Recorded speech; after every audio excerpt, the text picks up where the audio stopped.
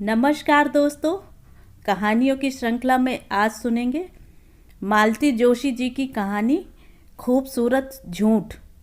लेकिन उससे पहले मेरा आपसे विनम्र अनुरोध है कि अगर मेरे द्वारा सुनाई हुई कहानियाँ आपको अच्छी लगती हैं तो मेरे चैनल को सब्सक्राइब ज़रूर करें, लाइक करें और अपने दोस्तों और परिचितों में शेयर भी करें। बेल आइकन दबाना बिल्कुल भी ना भूलें। आज सुनिए खूबसूरत झूठ। 6 बजने को थे पर श्रीमान जी अलसाए से आराम कुर्सी में लेटे हुए थे। आज घूमने नहीं जाएंगे क्या? मैंने पूछा। नहीं, आज मूड नहीं है। क्यों? वो छोटे सरकार तो कब से जूते मोजे पहने तैयार बैठे हैं, दादाजी का इंतज़ार कर रहे हैं। जानता हूँ, वे चिढ़कर बोले, इसीलिए प्रोग्राम कैंसिल कर दिया है। मतलब क्या होगा? दिन भर की ऊब मिटाने के लिए थोड़ा पार्क में चला जाता था, 4 हम उम्र लोगों के साथ हंस बोल लेता था। पर तुम सास बहू दोनों से मेरा यह सुख देखा नहीं गया। ये पुछल्ला मेरे पीछे लगा दिया। कसम है जो मिनट भर भी चैन से बैठने देता हो। कभी जनाब फिसल पट्टी पर चढ़ जाएंगे, कभी फव्वारे के पास खड़े होकर भीगेंगे, कभी फूल तोड़कर माली की डांट खाएंगे तो कभी बगीचे के फाटक पर झूला झूलेंगे। आज ही जा गया हूँ मैं। उनका मूड बहुत ही उखड़ा हुआ नजर आ रहा था। मैं चुपचाप बाहर आ गई। देखा ड्राइंग रूम में माँ बेटे दोनों बैठे हैं। दादाजी का इंतज़ार हो रहा है। मैं क्षण भर कुछ सोचती रही, फिर पास जाकर बोली, अंजू, तुम बुरा ना मानो तो एक बात कहूँ। तुम रजत को इनके साथ भेजती हो ना, तो उन लोगों के लौटने तक मेरी सांस अटकी रहती है। सड़क पर आजकल कैसी भीड़ रहती है, देखती तो हो। ये 2 पहिए वाले और गजब करते हैं। दाएं बाएं कहीं से भी ऐसे फर्राटे से निकलते हैं कि दिल दहल जाता है। और ये महाशय तो इतने चंचल हैं कि बस कब हाथ छुड़ाकर भागना शुरू कर देंगे पता ही नहीं चलेगा।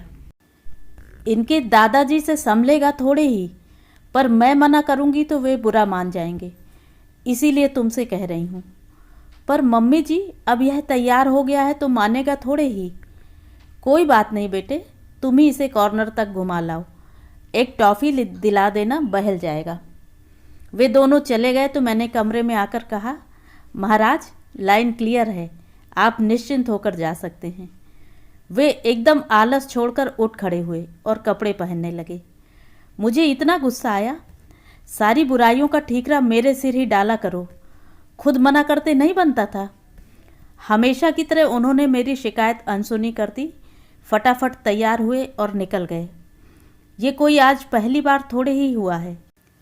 जिंदगी भर झूठ की ही खेती करती आ रही हूँ, कभी नौकरों के लिए, कभी बच्चों के लिए, तो कभी बहू के लिए।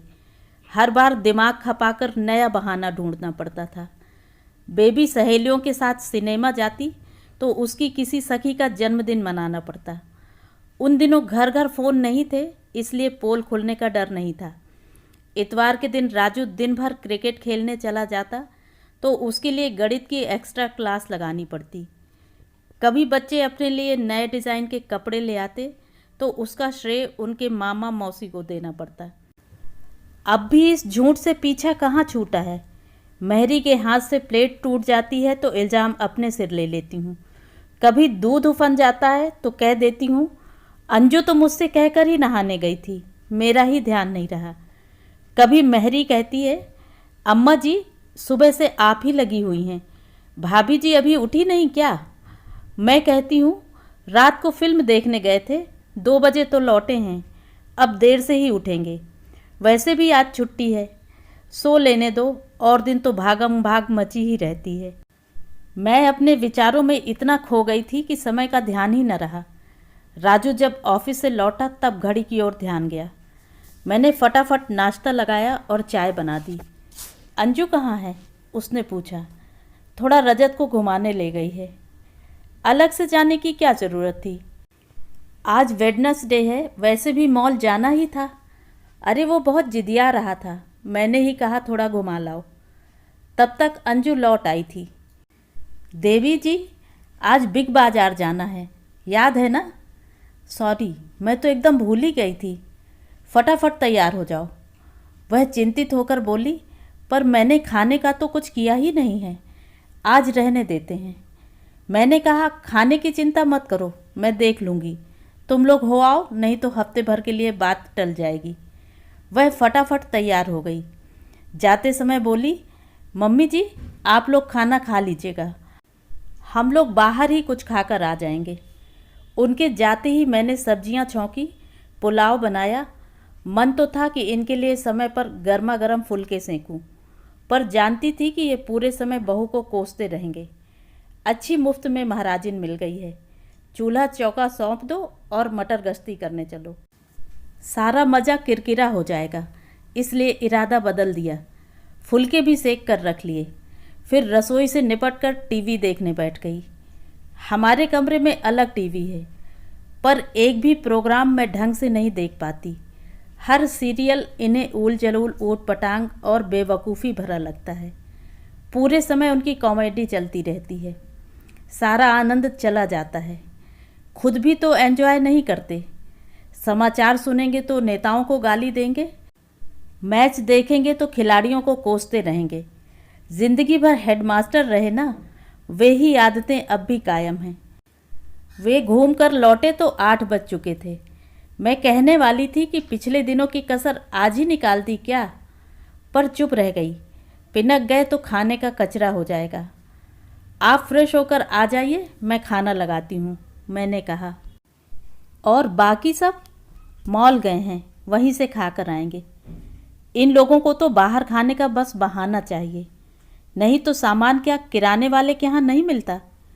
अब जाने दीजिए ना, हम लोगों के लिए तो बना कर गई है ना। खाना खाते समय इन्होंने कहा, तुम तो कह रही थी कि बहू खाना बना कर गई है। हाँ तो ये करेले, मेरा दावा है वह 7 जन्म में ऐसे करेले नहीं बना सकती।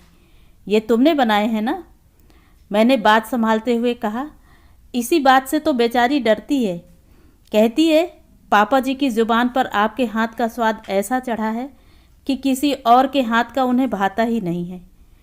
बहू तुम्हारी पक्की पॉलिटिशियन है। जरा सी तारीफ कर दी और सासू जी फूलकर कुप्पा हो गईं। मम्मी जी ये कटहल लाए हैं, इनका बहुत मन हो रहा है, पर क्या करूं, आपकी जैसी सब्जी मुझसे बनती ही नहीं है। बस मम्मी जी जुटी हैं मसाला पीसने में और बहू जी पार्लर में। शिकायती लहजे में वे और भी बहुत कुछ कहते रहे। आखिरकार मुझे कहना पड़ा, झूठ मूठ ही सही, तारीफ तो करती है, औरों से तो वह भी नहीं होता। मेरे लिए कह रही हो, हर बात क्या कहकर बतानी पड़ती है। मैं चुप रह गई। खा पीकर हम लोग बरामदे में जाकर बैठ गए। उन लोगों के आने तक जागना तो था ही। वे लोग कोई 10:30 बजे लौटे। रजत तो सो ही गया था। मम्मी जी आप लोगों ने खाना खा लिया? बहू ने आते ही पूछा। हाँ बेटे, और करेले मैंने ज़रा ज़्यादा बना लिए थे, कल राजू के टिफ़िन में याद से रख देना, उसके दोस्त को बहुत पसंद है ना। राजू हमारे पास आइसक्रीम के 2 कप लेकर आया। मम्मी आपका यह पसंदीदा बटर स्कॉच और पापा आपके लिए मैंगो। मम्मी जी का पसंदीदा फ्लेवर तो पता है, पर पापा जी का पता नहीं है ना, इसलिए हम लोग मन से ले आते हैं, बहू ने मासूमियत से कहा। पापा जी की भौहें चढ़ गईं, चेहरे की रेखाएं खिंच गईं, होंठ फड़फड़ाए, पर मैंने उन्हें बोलने का मौका ही नहीं दिया। कहा, अरे हमारे ज़माने में ये फ्लेवर वगैरह कहाँ होते थे, हम तो घर पर ही आइसक्रीम बनाते थे। ढेर सारा दूध औटा लिया, शक्कर और मेवा मिला दिया, फिर बर्फ़ और नमक डालकर घुमा दिया। नमक से दूध फटता नहीं था। पागल, दूध में नमक थोड़े ही डालते थे, राजू ने कहा।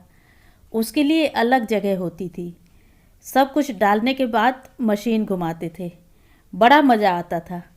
हम भाई बहन खूब झगड़ते थे, पर जैसे जैसे दूध गाढ़ा होता जाता, मशीन भारी होती जाती, घुमाने में दम निकल जाता था। मशीन कहाँ है अब? बेच दी। बेटा, मशीन सबके पास थोड़े ही होती थी, मोहल्ले में किसी एक के यहाँ होती थी, घर घर मांगे से जाती थी। बदले में मशीन के मालिक के यहाँ थोड़ी आइसक्रीम भेज देते थे, बस। तब यही चलन था। बच्चों के जन्मदिन पर, बच्चों के पास होने पर, घर में मेहमान आने पर आइसक्रीम बनना तय होता था। हम लोग सोने के लिए जैसे ही कमरे में पहुँचे, ये बोले, आजकल तुम कितनी सफाई से झूठ बोलने लगी हो। साल में कितनी बार आइसक्रीम बना डाली। तो क्या ये कहती कि साल में ले देकर सिर्फ एक बार बनती थी, हमारी शादी की सालगिरह पर। श्रीमान जी, मुझे आपकी और आपसे ज़्यादा राजू की इज्जत का ख्याल है, समझे। और झूठ की भली कही, वह तो पूरी जिंदगी बोलती चली आ रही हूँ। मेरे पापों का हिसाब करते करते चित्रगुप्त जी की कॉपी भर गई होगी। कैसा पाप? पता है, एक झूठ 100 पापों के बराबर होता है। तब तो चित्रगुप्त जी की कॉपी जरूर भर गई होगी, बल्कि उन्हें सॉलीमैट्री लेनी पड़ी होगी। कर दी ना मास्टरों वाली बात। मास्टर हूँ तो क्या, तुम्हारे बेटे को तो इंजीनियर बना दिया ना। हाँ, और चित्रगुप्त की चिंता मत करो, उनकी कॉपी जरूर भर गई होगी, लेकिन तुम्हारे पापों की नहीं, पुण्यों की गिनती से, क्योंकि तुम्हारा एक झूठ 100 पुण्यों के बराबर होता है। ये गजब, आप मेरी तारीफ कर रहे हैं। धन्य भाग। कभी कभी मैं भी झूठ बोल लेता हूँ, इन्होंने कहा और सिर तक चादर ओढ़ ली।